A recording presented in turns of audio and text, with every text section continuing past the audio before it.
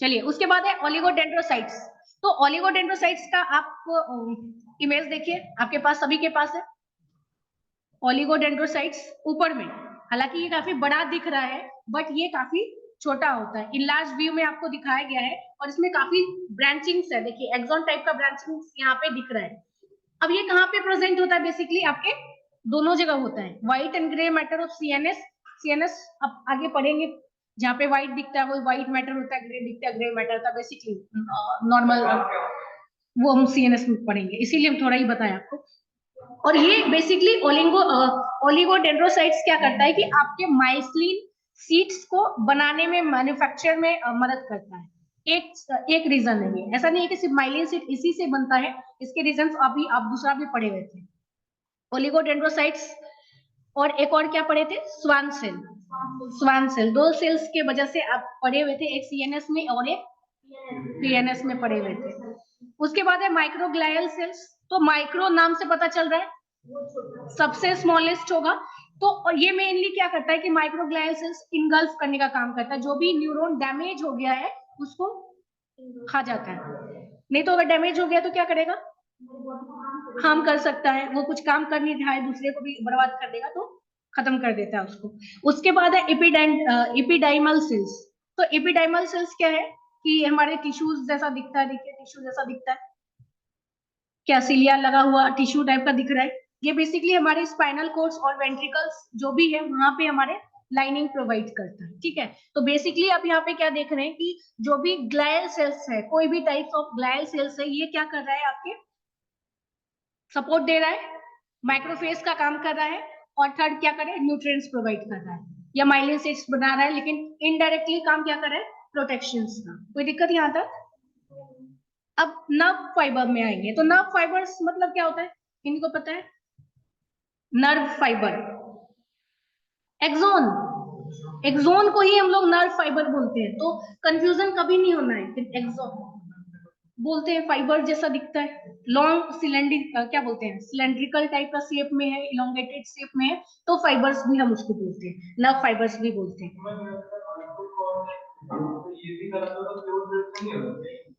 क्या? क्यों? तो बात तो बराबर ही है ना, एक्सोन भी कहते हैं उसको, इसका मतलब यही है, एक्सोन भी कहते हैं उसको। तुम्हारा नाम सर्वेश्वर है, दूसरा नाम राजा है, तो राजा अलग है तो राजा को सर्वेश्वर भी कहते हैं, ऐसा कह सकते हैं क्या? वही है क्या? गंगाधर ही शक्तिमान है, शक्तिमान ही गंगाधर, दोनों एक ही है ना? तो नर्व फाइबर्स वही है, फाइबर जैसा शेप है, लॉन्ग। तुम शक्तिमान में पहुंच गए। बचपन में देखा भी याद आता है ऐसे घूमते थे ना, तो टाइम ही नहीं। हाँ, चलिए आगे बढ़ते हैं। तो अब यहाँ पे क्या है कि लॉन्च सिलेंड्रिकल प्रोजेक्शंस है, जो क्या कर रहा है कि इंपल्स को आगे कैरी कर रहा है। कहां से?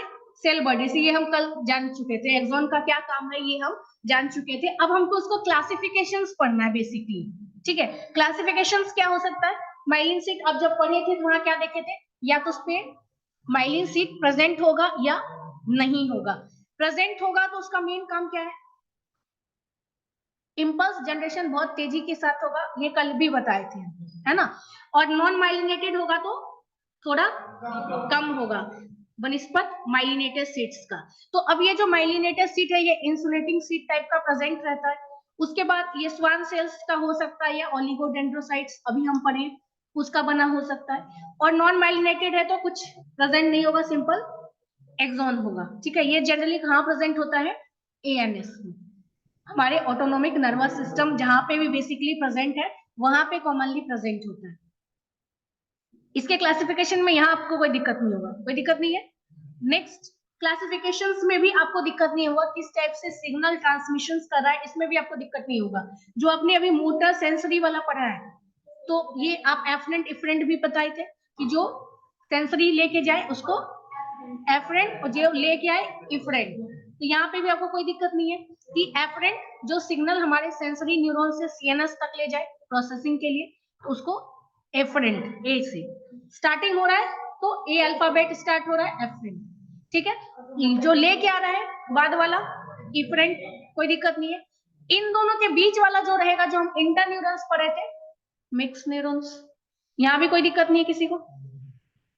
उसके बाद नेक्स्ट में भी कोई दिक्कत नहीं होगा। उसके बाद फिर एक और क्लासिफिकेशन है, हालांकि अगर बहुत ज्यादा मार्क्स में आ जाए, ठीक है, classification of nerve fibre 2 number में आए, सिर्फ एक कोई लिख दीजिए, माइलिनेटेड नॉन माइलिनेटेड वाला लिख दीजिए। अगर हाँ बारे में लिख दीजिए, कितना ही बड़ा है, छोटा तो है। उसके बाद अगर 5 मार्क्स में आ जाएगा तो आप दोनों क्लासिफिकेशन या तीनों क्लासिफिकेशन लिख सकते हैं। क्या कोई दिक्कत है लिखने में? इजी है, एफरेंट डिफरेंट मिक्स तक तो कोई दिक्कत नहीं है, क्योंकि आप शुरू से यही पढ़ रहे हैं।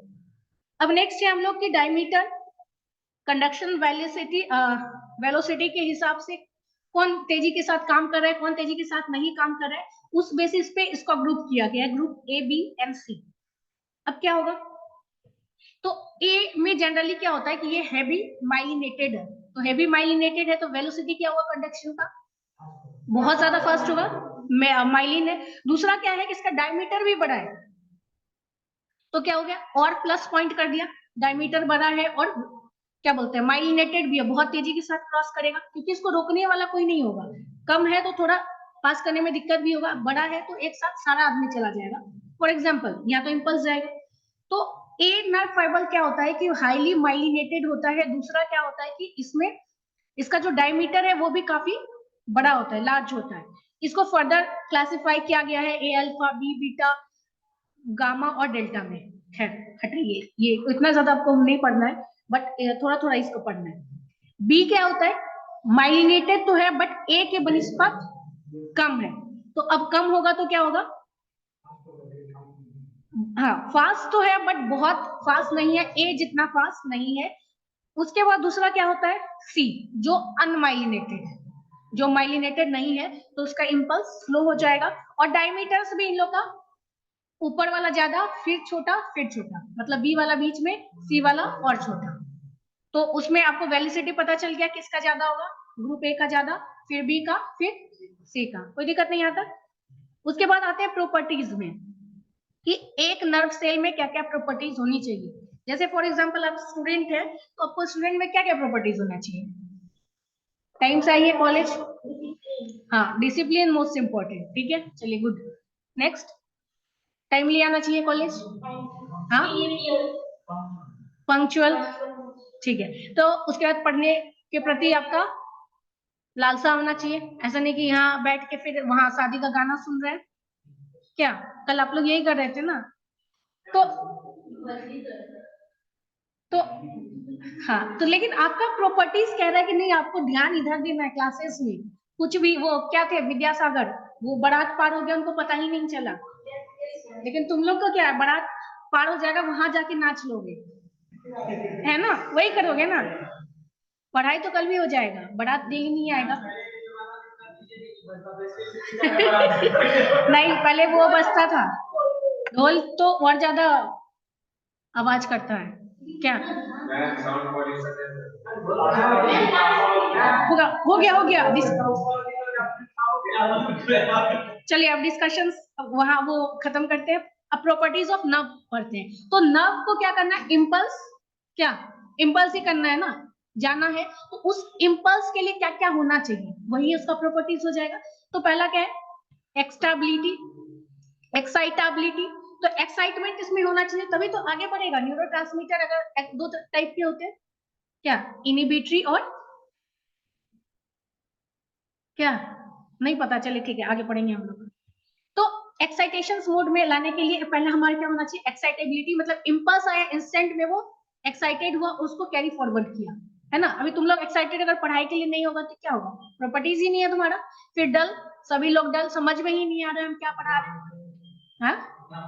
हाँ एग्जाम में तो वो तो लेटर ऑन कॉन्सिक्वेंस है ना। अभी हमको पढ़ाने में मन नहीं लगेगा, सब अगर सो जाओ या कुछ जवाब नहीं दो, क्या ऐसा होगा। दूसरा क्या है, कंडक्टिविटी, ये तो इसका फोरमोस्ट प्रॉपर्टीज होना चाहिए कि बहुत तेजी के साथ इंपल्स जनरेट करने के लिए इसका कंडक्टिविटी होना बहुत अच्छा बात है। उसके बाद है रिफ्रैक्टिव पीरियड। अब यहाँ पे एक और क्या चीज है कि जैसे हम अभी क्लास ले रहे हैं तो एट अ टाइम क्या पढ़ा रहे हैं आपको, नर्वस सिस्टम, उसके बाद फिर नेक्स्ट क्लास में दूसरा पढ़ेंगे। मतलब ऐसा नहीं कि एक क्लास में आपका सभी टीचर आके पढ़ा रहे हैं, हम यहाँ अलग पढ़ा रहे हैं, यहाँ दूसरी मैम अलग पढ़ा रही है, वहाँ दूसरी मैम अलग पढ़ा रही, नहीं पढ़ा रही है ना। मतलब eight a time one action potential होना चाहिए, मतलब कोई एक चीज पढ़ाएंगे तभी आप पढ़ेंगे। तो नर्व सेल्स में भी सेम चीज है कि एट अ टाइम एक ही एक्शन पोटेंशियल काम करता है, एक ही चीज काम करेगा, एक इंपल्स आया वही जनरेट हुआ, ठीक है। ऐसा नहीं कि ढेर सारा अलग अलग टाइप के इंपल्सेस आए और अलग अलग action potential at a time आ गया, नहीं, एक ही होगा, ठीक है। तो एक एक्शन पोटेंशियल सेम टाइम पे होगा। दूसरा क्या होता है कि ये कभी थकता नहीं है, ये आपके तरह नहीं है। जैसे अभी 2 घंटा हम क्लास ले लेंगे ना, तुम लोग सब सो जाओगे, सो जाओगे, चलो ठीक है, एक ऋतिक नहीं सोएगा, बाकी सारे सो जाओगे, बोरियत फील होगा। अगर नहीं भी सोएंगे तो क्या होगा कि आप हाँ स्टेशनरी मोड में चले जाएंगे, फिर आपको कुछ समझ में नहीं आएगा, हम बस बोलते रह जाएंगे और आप समझेंगे नहीं कुछ। हाँ बस फिर बाद में जय हो।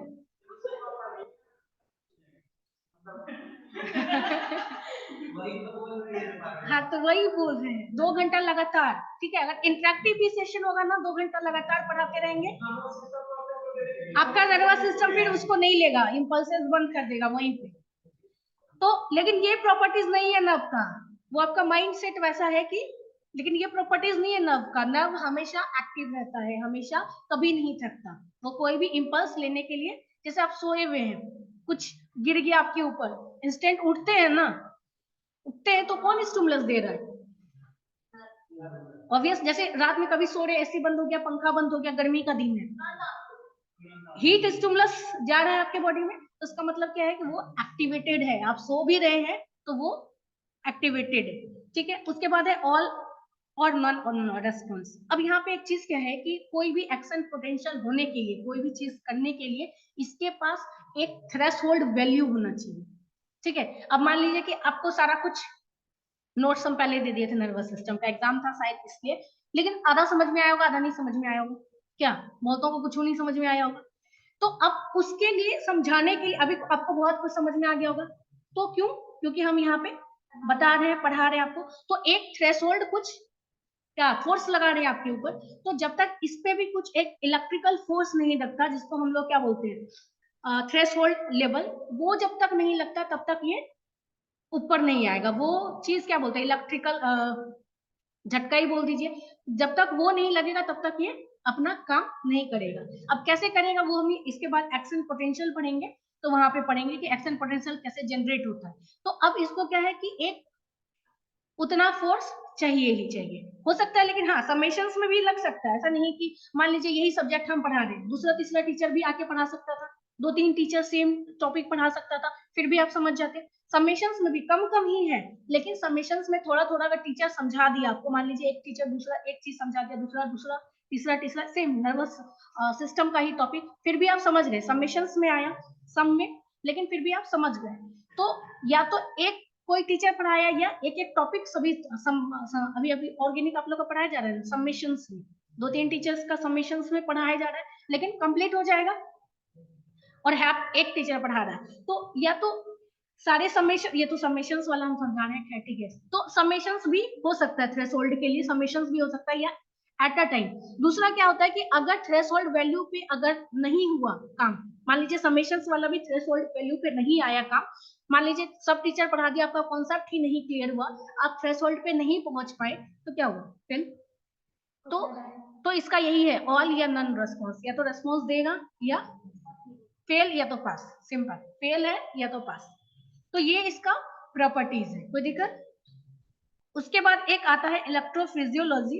ये जनरली कौन करता है? डॉक्टर्स करता है। इसमें एक तरह का न्यूरो साइंस है, जिसमें क्या बोलते हैं, तार वार लगा के हम देखते हैं कि हमारा हार्ट वाला तो अलग है, वो तो कार्डियो इलेक्ट्रोफिजियोलॉजी है।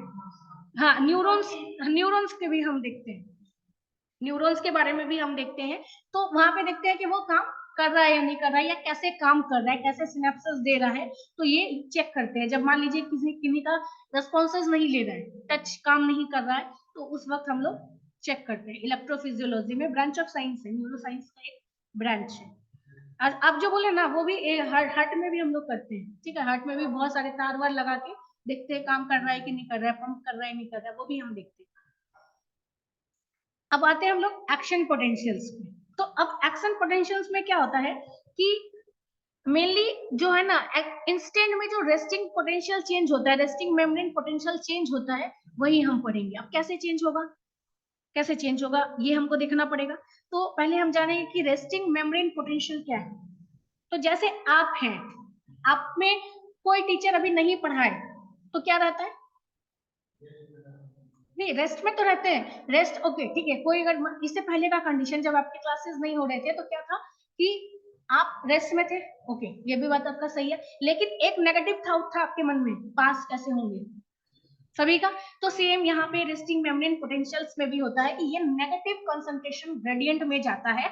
नेगेटिव कहने का मतलब है कि जैसे आपका क्लास नहीं हो रहा था तो यहाँ पे भी इसका सेल के बाहर, न्यूरॉन सेल के बाहर पॉजिटिव चीज रहा होगा, उसके अंदर नेगेटिव रहता है। इसी को हम लोग बोलते हैं रेस्टिंग मेम्ब्रेन पोटेंशियल, जो नेगेटिव ग्रेडियंट में रहता है। ये याद रखेंगे, जब भी रेस्टिंग में रहेगा वो नेगेटिव में। अपना एग्जांपल याद रखेंगे, आप रेस्ट में तो थे लेकिन नेगेटिव में थे, ठीक है। अभी रेस्ट में नहीं है लेकिन पॉजिटिव है कि पास तो हम कर ही जाएंगे, नोट्स मिल रहा है, क्लासेस हो रहा है, पास तो हम कर ही जाएंगे, पॉजिटिव में है। तो ये चीज याद रखेंगे। अब यहाँ पे क्या है कि अब जो रेस्टिंग मेम्ब्रेन में है उसके लिए क्या है, उसको पोटेशियम से बहुत प्यार है। यहाँ पे हम लोग जैसे वोल्टेज गेटेज चैनल पढ़ते हैं तो बहुत सारा चैनल है, ठीक है, सोडियम चैनल है, कैल्शियम चैनल है, पोटेशियम चैनल है, क्लोरीन चैनल, 4 टाइप के हम लोग जनरली पढ़ते हैं। तो हमको यहाँ बस पढ़ना है K प्लस Na प्लस, ठीक है।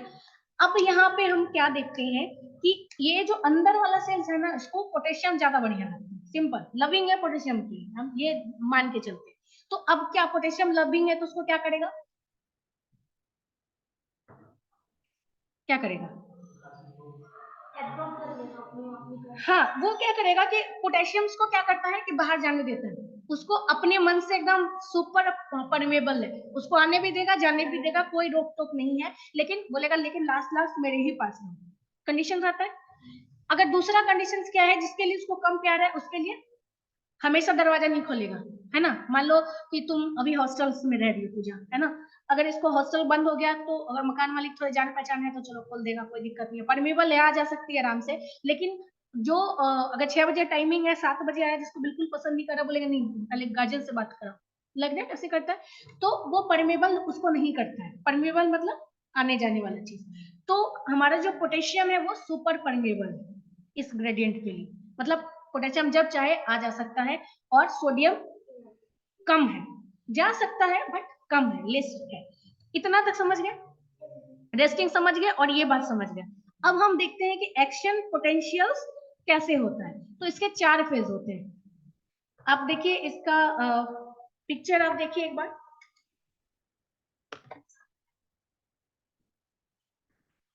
एक्शन पोटेंशियल्स में गए आप,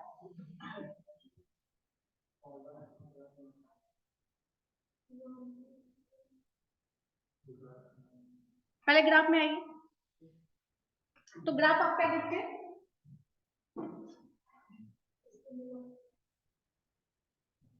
कुछ स्टिमुलस स्टिमुलेट होगा, फिर ऐसे है, फिर ये बहुत ऊपर तक ले गए हैं, कुछ इस टाइप का ही है ना, ये डिपोलराइजेशन है और डिपोलराइजेशन कौन वाला, वो दोनों ही लेवल में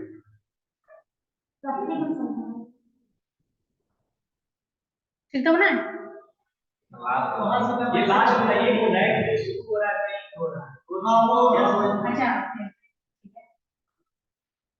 ये आप कहना चाह रहे थे, हाँ ठीक है, हाँ ये सही बोली, रफ बनाए थे। तो ये डिपोलराइजेशन है। अब ये कैसे होगा, हालांकि वो एक फिगर जो आपको हम बताए हैं उसमें भी आपको पता चल रहा है कि कहाँ पे कौन सा आयन आएगा और कौन सा आयन जा रहा है, ठीक है। तो पहले हम क्या बताए थे, एक थ्रेशोल्ड वैल्यू होना चाहिए कुछ स्टिमुलेट होने के लिए। तो थ्रेशोल्ड वैल्यू यहाँ पे क्या है, -70।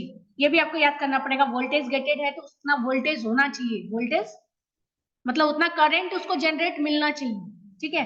तो अब उतना झटका उसको मिलना चाहिए कोई भी स्टिमुलेट होने के लिए, उससे कम होगा तो स्टिमुलेट जनरेट नहीं होगा। तो अब यहाँ पे क्या हो रहा है, उससे पहले एक और चार्ट दिए, चार्ट देखिए, चार्ट देखिए।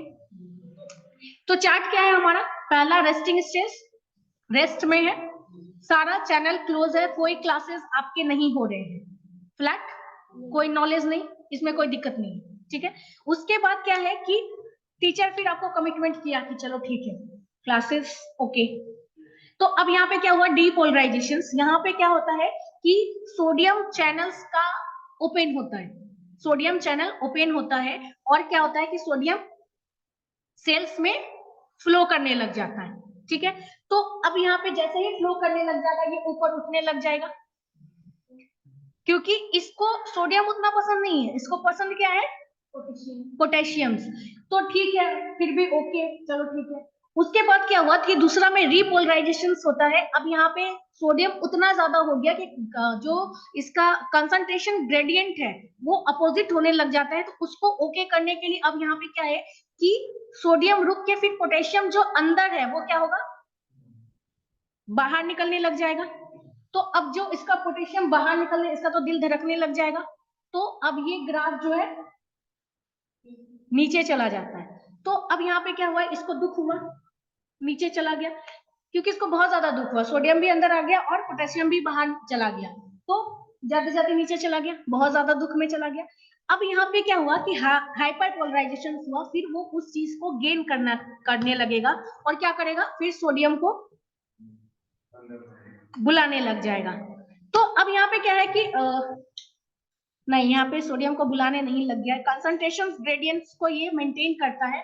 तो अब ये जो पोटेशियम चैनल्स खुला है, जनरली चैनल्स वाला एक वीडियो हम डाउनलोड किए थे, एक वीडियो हम आपको भेज रहे हैं, ठीक है।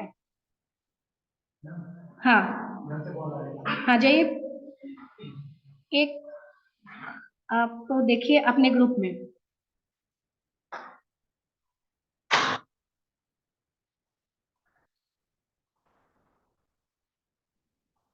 थोड़ा टाइम लग रहा है।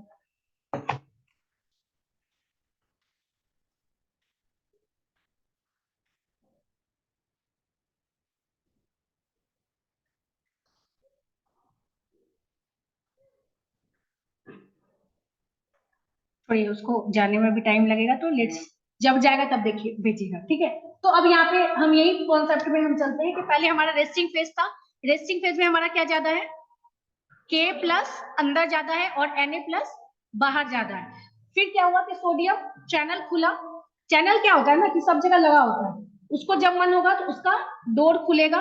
तो सोडियम चैनल खुला और सोडियम क्या हुआ, सोडियम इन आया, सोडियम अंदर आया, क्या हुआ, घर जाना है, कहा जाना है, हाँ जाइए।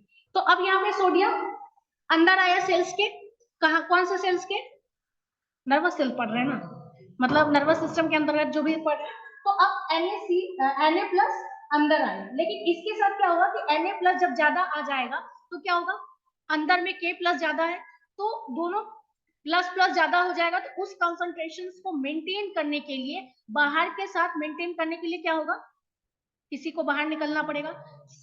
अभी चूंकि Na प्लस तुरंत आया है तो वो तो बाहर जाएगा नहीं, तो पहले से जो K प्लस है वो सुपर परमेबल है, उसका अपना चैनल से, दोनों अपना अपना चैनल से बाहर जाते हैं, ठीक है। तो दोनों का अपना अपना गेट है, ऐसा नहीं कि के वाला गेट से सोडियम निकल गया, दोनों का अपना अपना गेट है।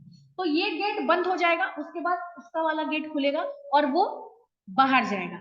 उसके बाद वो रेस्टिंग फेज पे आएगा, लेकिन फिर भी कुछ कुछ बाहर जाते रहेगा तो उसको और दुख होगा, तो वो हाइपर पोलराइजेशन में चला जाता है। उसके बाद क्या हुआ, फिर कंसंट्रेशन ग्रेडियंट्स को क्या बोलते हैं, बैलेंस करने के लिए फिर से वो रेस्टिंग फेज में चला आता है। तो ऐसे में क्या हुआ कि एक एक्शन पोटेंशियल्स हुआ, और ये होने के लिए बहुत टाइम नहीं लगता, मिली सेकेंड्स, ऐसा नहीं कि 1 घंटा लग गया, सोडियम जा रहा है पोटेशियम आ रहा है, नहीं, milliseconds, within milliseconds ये कंप्लीट हो जाता है। एक एक्शन पोटेंशियल्स के लिए मिली सेकेंड, 2-3 मिली सेकेंड्स काफी है। तो ये चीज होता है। तो रिपोलराइजेशन में क्या हुआ, पोलराइजेशन में पहले एक ग्राफ याद रखिए, रेस्टिंग पोटेंशियल, रिपोलराइजेशन, उसके बाद रिपोलराइजेशन, हाइपरपोलराइजेशन, फिर नॉर्मल हो गया, रेस्टिंग स्टेज में फिर से आ गया। ये याद हो गया, डी, री, हाइपर और रेस्टिंग फेज। कोई दिक्कत, महिमा कोई दिक्कत, हाँ हाँ, एक बार फिर से हम ये पहले पढ़ लेते हैं, डी, री, हाइपर और रेस्टिंग, ये याद रखना पड़ेगा ये चीज। अब यहाँ पे पहले क्या हुआ, डी किससे स्टार्ट हुआ, सोडियम चैनल इन, उसके बाद फिर के प्लस बाहर, के प्लस सेल के बाहर, फिर हाइपर में सेम चीज, कुछ सेल के प्लस फिर बाहर, तभी वो नेगेटिव में जाएगा, दुख होगा उसको, सिंपल यही जानेंगे कि उसको दुख होगा क्योंकि वो लविंग है के प्लस के लिए, फिर उसको दुख होगा, लेकिन उसको फिर मेंटेन करेगा, तो फिर हाइपर पोलराइजेशन हमारे, हाँ Na प्लस को बाहर, ये कंटिन्यू होते रहेगा, Na प्लस बाहर, के प्लस बाहर, Na प्लस को बाहर करेगा, फिर के प्लस को इन करेगा, ये होते रहेगा कंटिन्यूअस। ये प्रोसेस कंटिन्यूअस करने के लिए उसको जो ठीक लगेगा वो करते रहेगा। तो आपको पता चल गया कि कहाँ पे कौन इन होगा कौन आउट होगा। हाँ, ये चीज आप याद रखेंगे तो एक्शन पोटेंशियल लिखने में कोई दिक्कत नहीं होगा। कोई दिक्कत यहाँ तक आपको? तो हमको लगता है सबको आज हम यहीं पे कंप्लीट करते हैं।